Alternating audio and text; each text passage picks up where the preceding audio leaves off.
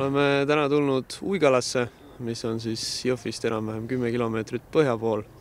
Ja täna testime ATV-sid, mis nende võimekused on ja proovime siis ajaliste kriteeriumitega erinevaid protsesse läbi, nagu näiteks siis positsiooni hõivamine, positsiooni luure, positsioonide vahetamised, positsioonidele juurdevedu ja näiteks ka meditsiiniketi siis kiirendamist.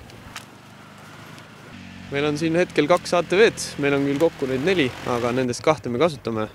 Siin on siis üks 3-teljeline 6x6, meil on siis 650 kuubikut ja teine siis 2-teljeline, mis on meil 850 kuubikuline, mis on meil ka kõige võimsam.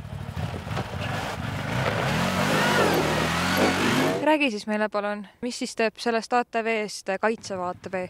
Esiteks on need relvahoidjad, teiseks me saame enda varustust hoida siin, enda tankitõrje varustust ja kui meil jääb siin ruumi väheks, siis saame sellega eemaldada.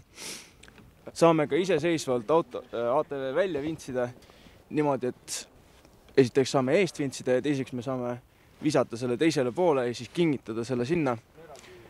Ja siis saame tagant ka vintsida. Muud asjad on siis, kõige olulisem muidugi on kätesoojendus ja istmesoojendus. Siis tavalised asjad on ju suunatuled ja see nupp siin saab vahetada siis kas tagaveo, nelikveo või tihvril tukkude vahel. Lisakütusepaak ja kõik muu on siuke suhteliselt standardvärk.